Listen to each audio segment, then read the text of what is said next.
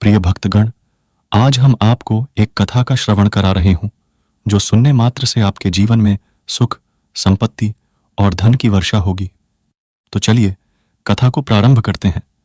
भगवान शिव माता पार्वती से कहते हैं, जैसी करनी वैसी भरनी। तब माता पार्वती पूछती हैं, हे देवों के देव महादेव, कृपया मुझे विस्तार से बताएं, जैसी करनी वैसी भरनी का मतलब क्या होता है। फिर भगवान शिव कहते हैं, हे देवी, आज मैं पृथ्वीलोक पर साधु बाबा का रूप धारण करके हमारे भक्त गिरिजाधर को बताने जा रहा हूं कि जैसी करनी वैसी भरनी का मतलब क्या होता है। इसलिए हे प्रिय, आज आप इस कथा को ध्यान से सुने।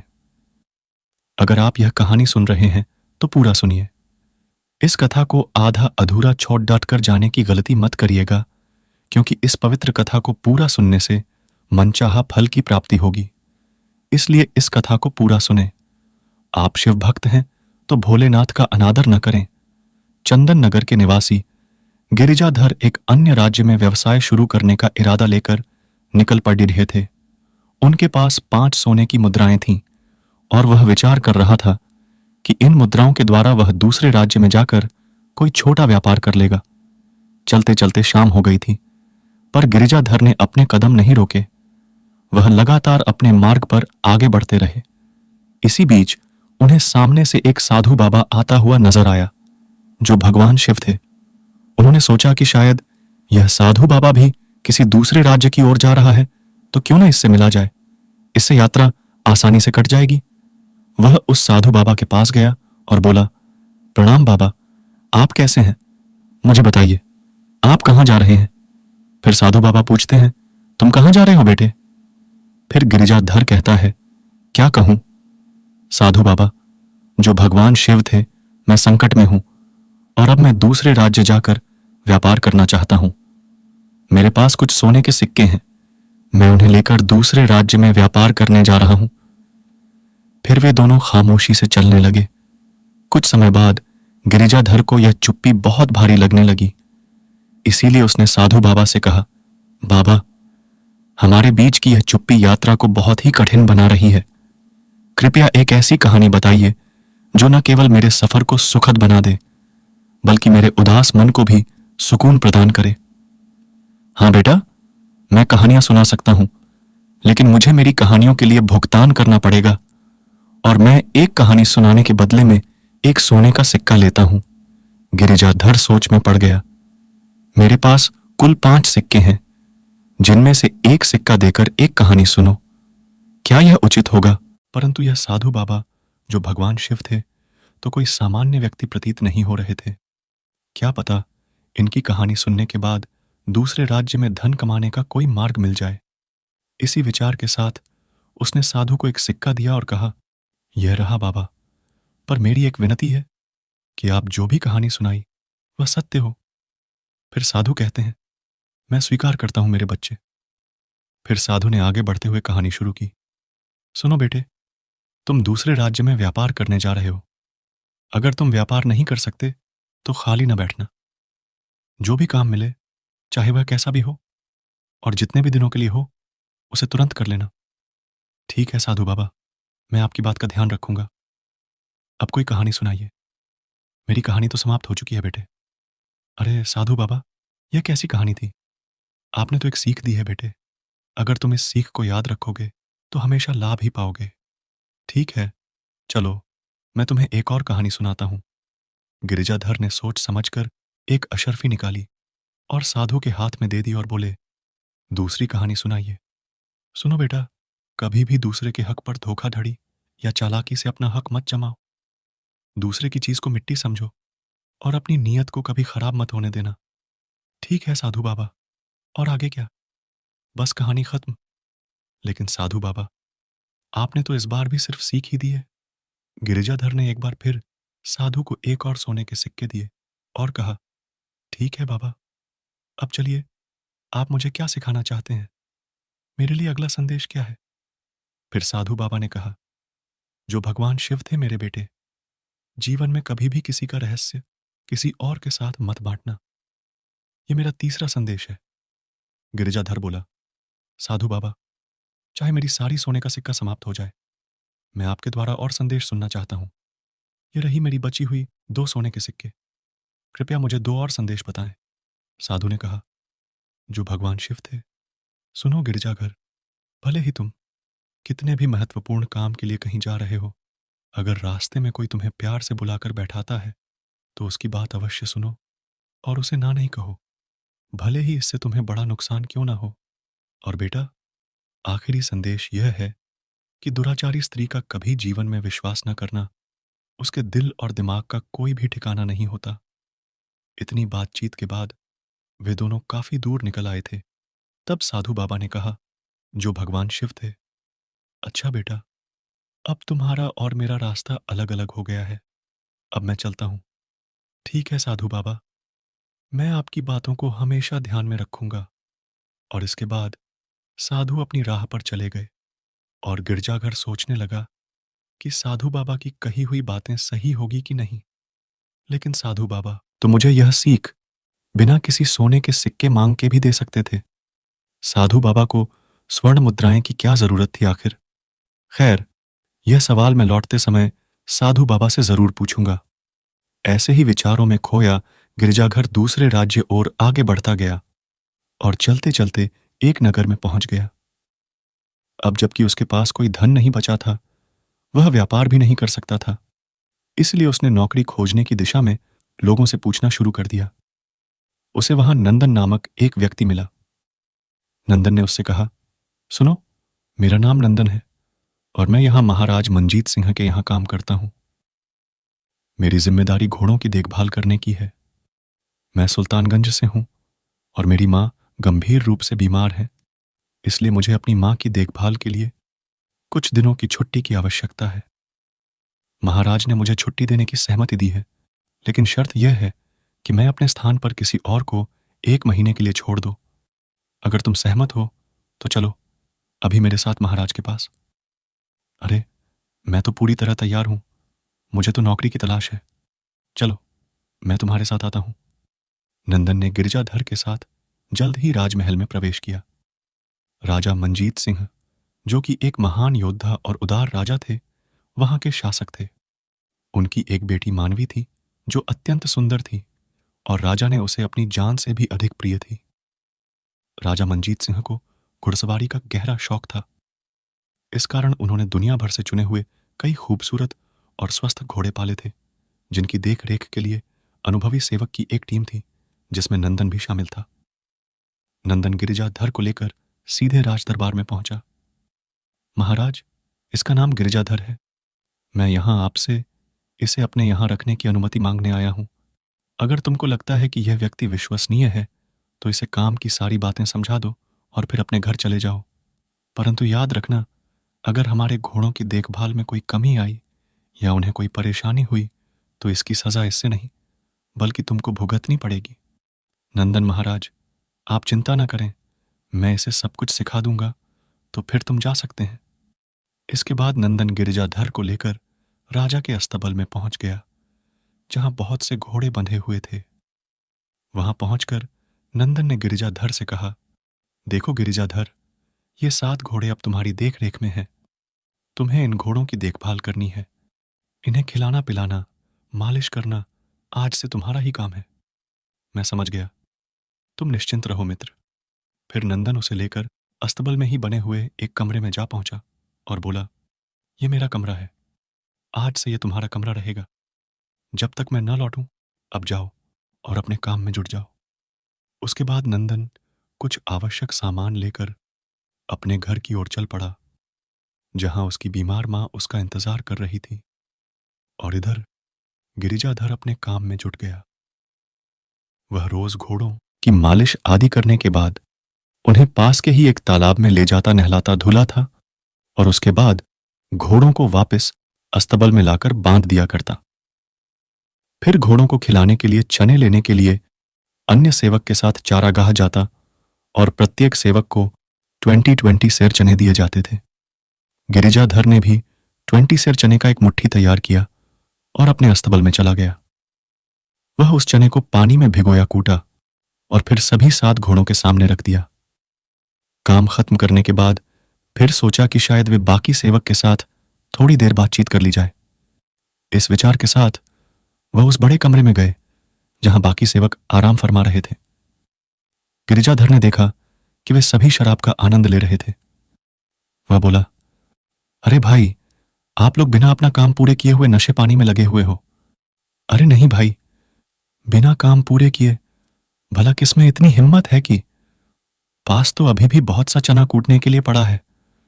भाई, वो चना कूटने के लिए नहीं है, बल्कि बाजार में बेचने के लिए पड़ा है। जितना दाना घोड़ों को खिलाना था वो तो हम कभी का कूट कर घोड़ों को खिला चुके हैं। क्या मतलब? भाई मैं कुछ समझा नहीं। अरे भाई, तुम नए हो ना, इसीलिए नहीं समझे।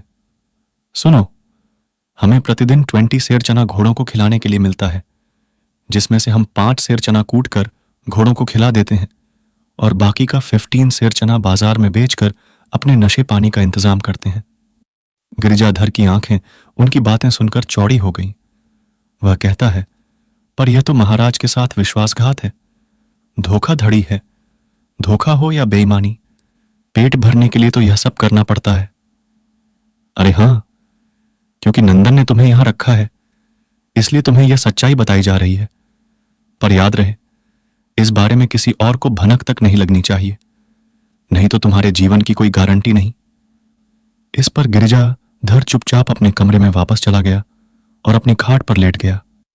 उसके मन में विभिन्न विचार उमड़ने लगे। उसने सोचा, शायद वे सही कह रहे थे। मैं भी कल से इसी तरह बेईमानी में लग जाऊंगा और पैसे बचाऊंगा, फिर अपना कोई व्यापार शुरू कर लूंगा। लेकिन तभी साधु बाबा की कही हुई आवाज उसके कानों में गूंजने लगी, बेटा, किसी दूसरे के हक पर छल प्रपंच या कपट से अपना अधिकार मत करना। दूसरे की वस्तु को मिट्टी के बराबर ही समझना, उसके ऊपर अपनी नीयत खराब मत करना। यह सोचकर तभी वह बोला, नहीं नहीं, मैं ऐसा नहीं करूंगा। अगले दिन से गिरिजाधर अपने कर्तव्य का पालन पूरी मुस्तैदी और ईमानदारी से करने लगा। उसकी अच्छी देखभाल से 7 घोड़े एक ही माह के भीतर अस्तबल के सबसे तंदुरुस्त और फुर्तीले घोड़े बन गए। एक दिन दरबार में राजा ने अपने मंत्री से कहा, मंत्री जी, बहुत दिन हो गए, मैंने अपने प्रिय घोड़ों को नहीं देखा। कृपया सभी सेवकों को अवगत करा दें कि वे अपने अपने घोड़ों के साथ राज्य के मैदान में पहुंचे। मैं कल उन्हें देखना चाहता हूं। इस पर अगले दिन सभी सेवक गिरजाघर समेत अपने घोड़ों को नहलाकर और सजाकर राज्य के मैदान में आ गए। राजा ने जब सभी घोड़ों का मुआयना किया तो पाया कि सभी घोड़े कमजोर और बीमार प्रतीत हो रहे थे। इससे राजा को काफी गुस्सा आया। उन्होंने अपने मंत्री से कहा, हमारे सभी घोड़े तो काफी स्वस्थ और शक्तिशाली थे, ये कैसे इतने कमजोर और बीमार हो गए? मंत्री ने कहा कि ऐसा प्रतीत होता है कि सभी सेवक ने घोड़ों की सही देखभाल नहीं की। जब राजा गिरिजाधर के पास पहुंचे तो देखा कि गिरिजाधर के घोड़े काफी स्वस्थ और शक्तिशाली थे। यह देखकर राजा बहुत खुश हुए और बोले, बहुत अच्छे, यही तो उम्मीद थी तुमसे। फिर गिरिजाधर से कहा कि वह कल राजमहल में आए, क्योंकि उन्हें उससे कुछ जरूरी बात करनी है। राजा की आज्ञा पाकर गंगाधर अगले दिन राजा के दरबार में प्रस्तुत हुआ। फिर राजा ने पूछा, गिरिजाधर, क्या तुम वही हो जिसे नंदन ने नियुक्त किया था? हाँ महाराज, मैं वही गिरिजाधर हूं। हम तुम्हारी घोड़े की सेवा से अत्यधिक प्रसन्न हैं। राजा ने कहा, हमने तुमको यहां इसलिए बुलाया है क्योंकि हम जानना चाहते हैं कि आपके घोड़े ही क्यों स्वस्थ और सुंदर हैं, बाकी क्यों नहीं? सभी को एक समान आहार और देखभाल मिलती है। थोड़ी देर सोचने के बाद गिरिजाधर ने कहा, महाराज, मैं आपके प्रश्न का उत्तर दे सकता हूं, लेकिन इसके लिए सभी सेवक का यहां होना जरूरी है। राजा के आदेशानुसार सभी सेवक को बुलाया गया। फिर राजा ने कहा, अब बताओ गिरिजाधर। फिर गिरिजाधर ने उत्तर दिया, सच तो यह है महाराज कि ये सभी सेवक बहुत ही धोखेबाज और लालची हैं। आपका आदेश है कि घोड़ों को प्रतिदिन 20 सेर चना खिलाया जाए, लेकिन ये लोग केवल 5 सेर चना ही खिलाते हैं और बाकी को बाजार में बेच देते हैं। पर मैंने ऐसा कभी नहीं किया। मैं रोज 20 सेर चना घोड़े को खिलाता हूं। इसी कारण मेरे घोड़े अत्यधिक स्वस्थ और शक्तिशाली हैं। यह सुनकर महाराज क्रोध से तमातमा गए और बाकी के सेवकों पर गरज कर बोले, क्यों धोखेबाजों, नमक हराम, क्या यह बात सच है? जवाब दो, वरना हम तुम सबकी गर्दन धड़ से जुदा कर देंगे। सभी सेवक डर के मारे थर थर कांपने लगे और बोले, क्षमा करें महाराज, क्षमा करें, हमसे गलती हो गई। हम विश्वास दिलाते हैं, फिर से ऐसी गलती नहीं होगी। तब गिरिजाधर ने कहा, हाँ महाराज, मैं भी आपसे यही प्रार्थना करता हूं कि इस बार आप इन्हें क्षमा कर दीजिए। गिरिजाधर के कहने पर राजा ने बाकी सेवक को इस बार के लिए क्षमा कर दिया और कहा कि आज से हम तुम्हें अस्तबल का मुख्य निरीक्षक नियुक्त करते हैं। आज से तुम्हारा काम इन सभी की हरकतों पर निगरानी रखना होगा, जिसकी पगार तुम्हें 500 अशर्फियां मिलेंगी और साथ ही भोजन और रहने का स्थान भी मिलेगा। यदि अब की बार इनमें से कोई मुट्ठी भर चना भी गायब करे तो इसकी सूचना मुझे देना। मैं जीवन भर के लिए इन्हें कारागार में सजा डिढ़ा दूंगा। जी महाराज। फिर राजा ने अपने हाथों में से एक हीरे की अंगूठी उतारी और उसे गिरिजाधर को देते हुए बोले, यह अंगूठी तुम्हें मैं बतौर इनाम के देता हूं। इस अंगूठी का प्रयोग करके तुम मुझसे राजमहल में बिना किसी रोक टोक के मिल सकते हैं। इसे पहरेदारों को दिखाकर कहीं आ जा सकते हो। फिर गिरिजाघर कहता है, आपका धन्यवाद महाराज। इसके बाद गिरिजाघर और अन्य सेवक महल से बाहर आ गए। गिरिजाघर ने उनसे कहा, देखो, इस बार मैंने तुम्हें बचा लिया है, पर अगर आगे से कोई गलती हुई तो सख्त सजा मिलेगी। सभी ने एक स्वर में कहा, नहीं हुजूर, अब कोई गडरास बढ़ी नहीं होगी। उस दिन के बाद किसी भी सेवक ने घोड़ों के चारे में बेईमानी नहीं की और पूरी निष्ठा से काम किया। नतीजतन घोड़े जल्दी ही स्वस्थ और चुस्त दिखने लगे। राजा इसे देखकर बहुत खुश हुए। कुछ समय बाद नंदन भी अपने घर से लौट आया और सभी घोड़े स्वस्थ देखकर हैरान रह गया। उस समय अन्य सेवक ने उसे घेर लिया और पूरी कहानी सुनाई कि कैसे गिरिजाधर ने उनकी बेईमानी पकड़ डी और अब वह मुख्य निरीक्षक बन गया है। नंदन ने कहा, मैं लौट आया हूं, चिंता न करो, मैं गिरिजाधर को सबक सिखाऊंगा। फिर वह अपने कमरे में पहुंचा, जहां वह गिरिजाधर के लिए छोड़ दिया गया था, और देखा कि कमरे की हालत बहुत अच्छी थी। वह आराम से एक तरफ अपने बिस्तर पर लेट गया और गिरिजाधर के आने का इंतजार करने लगा।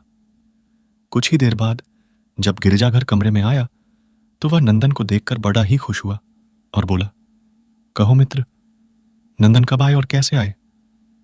बस अभी कुछ ही देर पहले आया हूं और तुमने कमरे को बहुत ही सही ढंग से व्यवस्थित किया हुआ है। इसके बाद दोनों आपस में बातें करने लगे। फिर गिरिजाधर ने उसे वह सब कुछ कह सुनाया जो इस बीच घटित हुआ था, जिसे नंदन पहले ही अपने साथियों से सुन चुका था। इसके बाद दोनों भोजन करने के बाद अपने अपने बिस्तरों पर लेट गए। नंदन का तन बदन मारे ईर्ष्या और क्रोध के जल रहा था। उसे नींद नहीं आ रही थी। वह मन ही मन में गिरिजाधर को सबक सिखाने की सोच रहा था। उस रात को आकाश में काले बादल छाए हुए थे और रुक रुक कर बारिश हो रही थी, बिजली कड़क रही थी। इधर राजमहल में राजकुमारी मानवी की आंखों में नींद का नामो निशान तक नहीं था। वह अपने कमरे में एक जगह से दूसरी जगह टहल रही थी कि तभी उसने अपने कमरे के फर्श पर एक लकड़ी के तख्ते को एक तरफ हटाया। यह उसके कमरे में एक गुप्त रास्ता था। वह तुरंत उस गुप्त रास्ते की सीढ़ियों पर नीचे उतरने लगी। अचानक बिजली कड़ ढकने की जोरदार आवाज से गिरिजाधर की नींद खुल गई। वह उठा और सोचने लगा कि मौसम बिगड़ गया है। कहीं सेवकों ने घोड़ों को खुला तो नहीं छोड़ दिया होगा। यह सोचकर वह उठा और अस्तबल की ओर चल दिया। अभी गिरिजाधर कमरे से बाहर निकला ही था कि अचानक फर्श के बीचों बीच एक लकड़ी का तख्ता सरका और उसमें से राजकुमारी बाहर आ गई। दरअसल यह गुप्त रास्ते का दूसरा सिरा था जो राजकुमारी के कमरे से नंदन के कमरे तक जाता था। राजकुमारी इसी गुप्त रास्ते से घर में आई और नंदन को जगाने लगी। नंदन ने घबराकर कहा कि राजकुमारी, तुम यहां से जल्दी वापस जाओ, यहां गिरिजाधर है। लेकिन तभी उसे एहसास हुआ कि गिरिजाधर वहां नहीं था। उसने कहा, न जाने गिरिजाघर कहां चला गया है। इसके बाद नंदन ने राजकुमारी को गिरिजाघर के बारे में सब कुछ बता दिया। असल बात यह थी कि चंदन और राजकुमारी का प्रेम प्रसंग चल रहा था, जिसके बारे में किसी और को कोई सूचना नहीं थी। राजकुमारी ने कहा था, जिसके बारे में किसी और को कोई सूचना नहीं थी। राजकुमारी ने कहा, तुम चिंता ना करो नंदन, मेरे रहते हुए तुम्हें कोई नीचा नहीं दिखा सकता। तुम कल सुबह ही देखना मैं उसे कैसा मजा चकाती हूं। इधर जब गिरजाघर अपने घोड़ों का निरीक्षण करने के बाद वापस लौटा तो कमरे के भीतर से आती हुई आवाजों को सुनकर वह हैरान हो गया और कमरे के बाहर ही खड़ा होकर सोचने लगा, अरे इतनी रात गई, नंदन किस स्त्री से बातें कर रहा है। दरवाजा बंद था, इसीलिए गिरजाघर ने सावधानी के साथ खिड़की से भीतर की तरफ झांका और राजकुमारी को देखकर वह हैरान रह गया। हे भोलेनाथ, ये मैं क्या देख रहा हूं। राजकुमारी मानवीय सेवक नंदन के साथ। इस समय मुझे इसी समय चलकर महाराज को यह खबर देनी चाहिए। यह नंदन तो महाराज की पगड़ी उछालना चाहता है, लेकिन जैसे ही उसने राजमहल की ओर बढ़ने का निश्चय किया, तभी उसके कानों में साधु बाबा की वो तीसरी बात गूंजी, बेटा गिरजाघर, अपने जीवन में कभी भी किसी के रहस्य को दूसरों के सामने मत उजागर करना, नहीं तो खुद ही मुश्किल में पड़ जाओगे। इस विचार से वह कमरे के बाहर ही छुपकर राजकुमारी के जाने की प्रतीक्षा करने लगा। अंदर नंदन ने राजकुमारी से कहा, राजकुमारी, अब बहुत समय हो गया है। गिरिजाघर किसी भी क्षण यहां आ सकता है। आप वापस महल में लौट जाइए। इसके बाद राजकुमारी उसी गुप्त मार्ग से वापस चली गई जिससे वह आई थी। नंदन ने दरवाजे की कुंडी खोली और शांति से अपने बिस्तर पर लेट गया। उधर गिरिजाघर ने जब लंबे समय तक इंतजार करने के बाद भी राजकुमारी को कमरे से बाहर आते नहीं देखा, तो उसने खिड़की से अंदर झांका। राजकुमारी को न पाकर और नंदन को आराम से बिस्तर पर लेटे देख वह फिर से चकित हो गया। सोच विचार कर उसने धीरे से दरवाजा खोला। अचरज है, दरवाजा खुला है। यह सब क्या माजरा है। वह भी शांति से अपने बिस्तर पर लेट गया और सोचने लगा कि शायद इस कमरे में कोई गुप्त मार्ग है जहां से राजकुमारी आई और चली गई। खैर, कल सुबह नंदन की अनुपस्थिति में मैं उस गुप्त मार्ग का पता लगाऊंगा। दूसरी तरफ राजकुमारी भी उस गुप्त मार्ग से होती हुई अपने कमरे में वापस पहुंच गई। कमरे में पहुंचकर राजकुमारी मानवी ने दरवाजा बंद कर लिया और जोर जोर से चिल्लाने लगी, बचाओ बचाओ। उसकी चीख सुनकर राजा मंजीत सिंह जागे और दौड़े दौड़े राजकुमारी के कक्ष के बाहर पहुंचकर धक्का देकर उन्होंने दरवाजा खोला और राजकुमारी के पास पहुंचे। क्या बात है बेटी, क्या हुआ, तुम चीख क्यों रही हो। पिताजी, आपके अस्तबल का मुख्य निरीक्षक अभी अभी मेरे कमरे में आया था। वह मेरी इज्जत लूटना चाहता था, लेकिन जब मैं चीखी तो वह उस खिड़की से कूद कर भाग गया। उस नीच की इतनी हिम्मत, वह महल में घुस कैसे गया। मैं इसी वक्त सैनिकों को बुलाकर उसका हिसाब किताब करूंगा। सैनिकों से बात करना कोई समाधान नहीं होगा। पिताजी, मुझे पूरा यकीन है कि वह आपके द्वारा दी गई अंगूठी दिखाकर ही महल में घुसा होगा। यह सुनकर राजा के मन में गुस्से की लपटें उठने लगीं। गिरिजाधर, अब तुम सख्त सजा के लिए तैयार हो जाओ। तब राजकुमारी ने कहा, सिर्फ कठोर दंड से काम नहीं बनेगा पिताजी, मुझे कल उसका सर चाहिए, नहीं तो मैं खाना नहीं खाऊंगी। ठीक है बेटी, तुम्हारी आज्ञा सिर आंखों पर। राजकुमारी मन ही मन सोचने लगी, आहा, मेरी योजना सफल हो गई। अब मेरे और नंदन के बीच कोई रोध नहीं रहेगा। उसके बाद राजकुमारी निश्चिंत होकर अपने बिस्तर पर सो गई। राजा अपने शयन कक्ष में पहुंचे, परंतु उनकी आंखों से नींद उड़ चुकी थी। वह सोच रहे थे, कल सुबह मैं गिरजाधर को दरबार में बुलाकर मृत्युदंड दे दूंगा, परंतु तभी उनके दिमाग में एक दूसरा विचार आया। राजा मंजीत सिंह, जब दरबार में समस्त दरबारी और मंत्री गण गिरिजाधर को मृत्यु देने का कारण पूछेंगे तो उन्हें क्या जवाब दोगे। तब भी तो बदनामी होगी।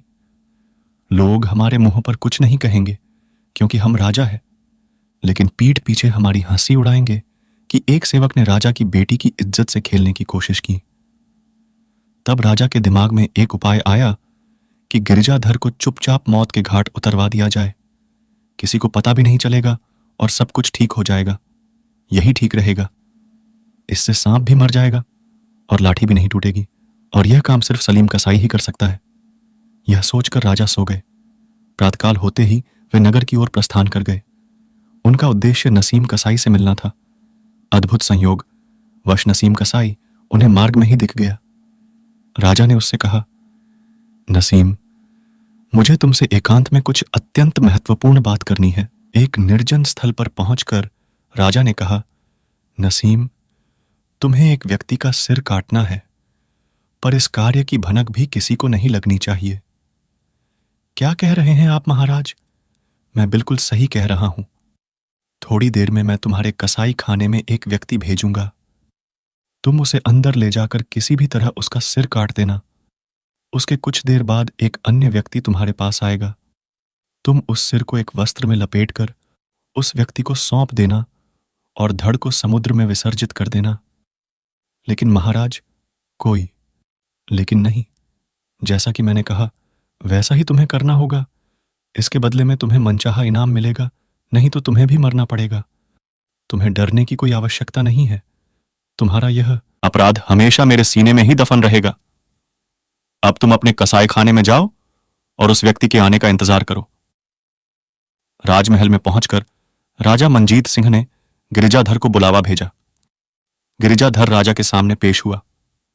गिरिजाधर, मैं तुमसे एक विशेष काम लेना चाहता हूं और मुझे विश्वास है कि वह केवल तुम ही आसानी से कर सकते हो। बताइए महाराज, मेरे लिए क्या हुक्म है? मैं आपके लिए कुछ भी करने को तैयार हूं। मुझे तुमसे यही आशा थी। तुम इसी समय नसीम कसाई के कसाई खाने चले जाओ और उससे कहना कि मैंने तुम्हें भेजा है, और फिर वह तुम्हें जो भी चीज दे उसे मुंह तक पहुंचा देना। लेकिन ध्यान रहे कि इस बात का किसी को पता नहीं चलना चाहिए। आप निश्चिंत रहे महाराज। राजा का आदेश पाकर गिरिजाधर राजा का काम करने के लिए निकल पड़ा, परंतु उसके मन में यह संशय भी हो रहा था कि आखिर राजा को नसीम कसाई से क्या काम हो सकता है। फिर उसके मन में दूसरा विचार आया, मुझे इस विषय में ज्यादा नहीं सोचना चाहिए। मुझे अपने काम से मतलब होना चाहिए। वह नसीम कसाई के घर की तरफ चलने लगा। अभी वह कुछ ही दूर पहुंचा था कि उसे एक पेड़ के नीचे कुछ साधु बैठे हुए दिखाई दिए। आपस में चर्चा कर रहे थे। गंगाधर उनके पास जाकर खड़े हो गए। उसी समय एक साधु ने कहा, बच्चे क्यों खड़े हो? हमारे साथ बैठो और थोड़ी देर के लिए धार्मिक चर्चा में भाग लो। माफ कीजिए महाराज, मैं कुछ आवश्यक काम से जा रहा हूं, इसलिए मैं ठहर नहीं सकता, गिरिजाधर ने उत्तर दिया। जैसे ही वह आगे बढ़े, साधु की आवाज उनके कानों में गूंज उठी, बेटा, चाहे तुम किसी भी जरूरी काम से क्यों ना जा रहे हो, अगर रास्ते में कोई प्यार से बात करे तो उसकी बात अवश्य सुनना। उसे नकारे नहीं, चाहे इससे तुम्हारा कितना भी नुकसान क्यों ना हो।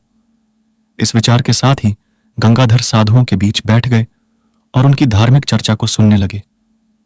इधर नहा धोकर नंदन सोचने लगा कि गिरिजाधर को सुबह सुबह राजा ने महल में क्यों बुलाया था और वह अभी तक वापस क्यों नहीं आया। नंदन महल के आसपास घूमने लगा। तभी अपने कमरे की खिड़की पर खड़े राजा की नजर नंदन पर पड़ी। उन्होंने सोचा, क्यों ना नंदन को ही नसीम कसाई के पास भेज दो। वह नासमझ है, इसलिए नसीम से गिरिजाधर का सिर लाने में उसे ज्यादा परेशानी नहीं होगी। राजा ने एक सिपाही को भेजकर नंदन को बुलवाया। नंदन महाराज के सामने हाजिर हुआ। कहिए महाराज, मुझे कैसे याद किया? सुनो नंदन, तुम इसी समय नसीम कसाई के कसाई खाने में चले जाओ। उससे कहना कि मैंने तुम्हें भेजा है।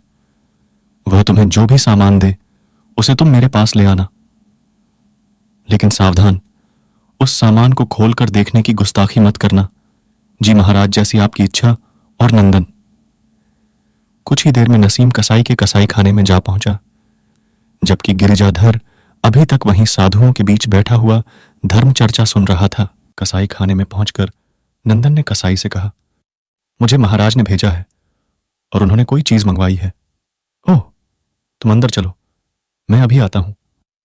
नंदन को कुछ मालूम नहीं था नसीम ने उसे अंदर आने को क्यों कहा। वह धीरे से कमरे में चला गया।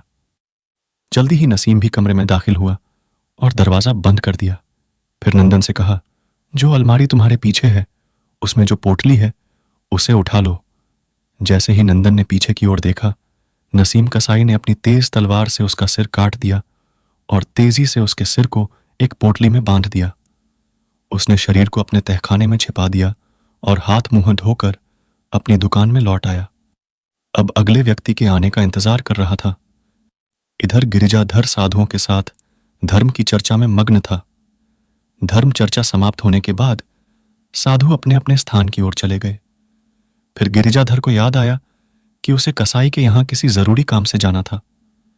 वह सोचने लगा कि महाराज ने मुझे कसाई की दुकान से कुछ लाने को कहा था।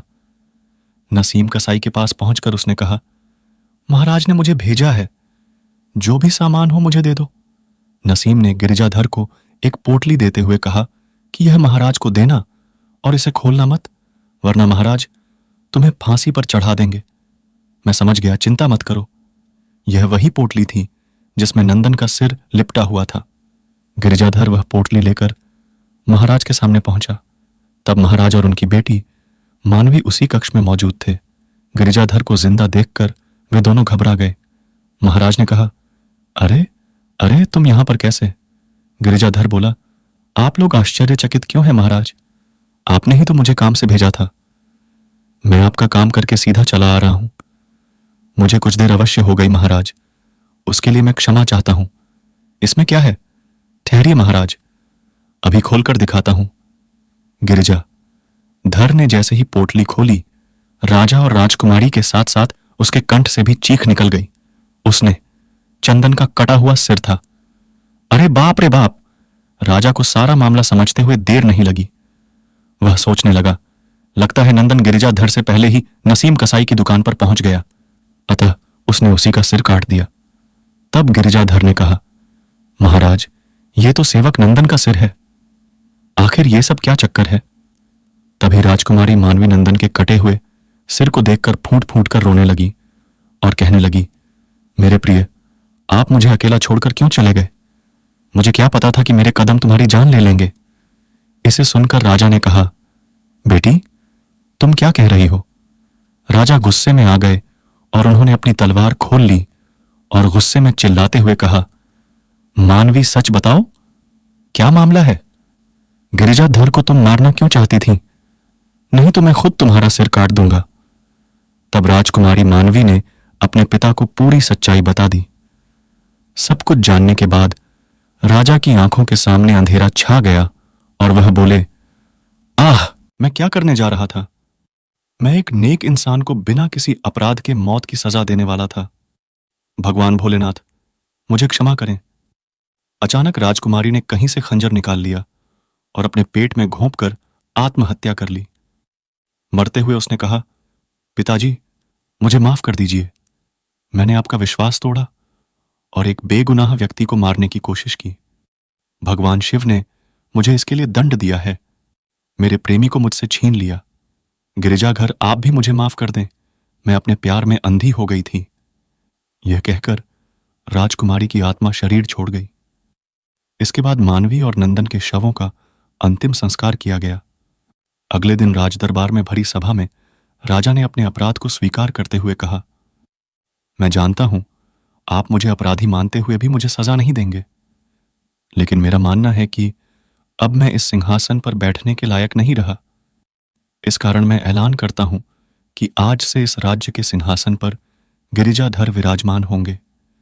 मैं गिरिजाधर को अपनी राजगद्दी देकर संन्यास ग्रहण करूंगा और यहां से विदा ले लूंगा।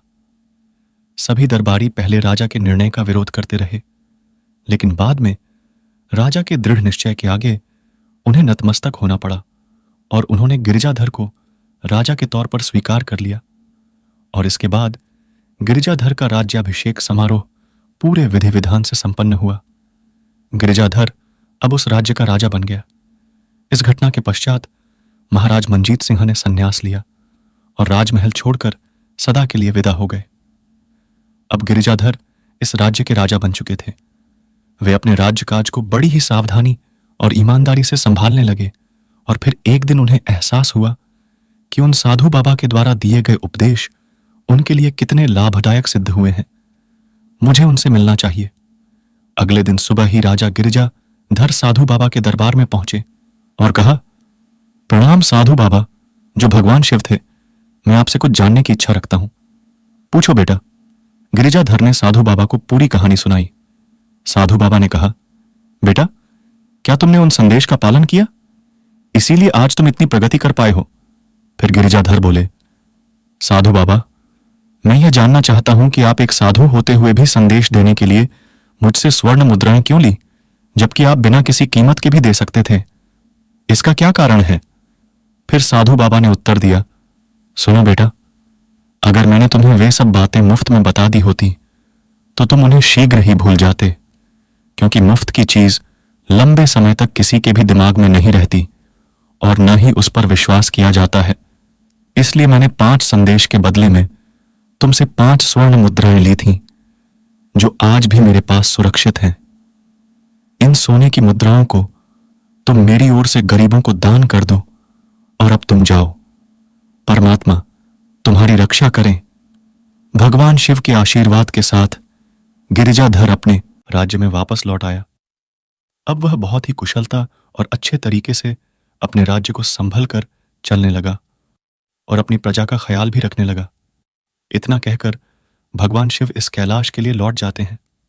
इस वीडियो को बोलते समय कोई त्रुटि हो तो मैं क्षमा चाहती हूं। उम्मीद है आप सभी को यह वीडियो अच्छी लगी होगी। अगर आप शिव के सच्चे भक्त हैं तो चैनल को सब्सक्राइब और वीडियो को लाइक करके कमेंट में हर हर महादेव लिख दीजिए।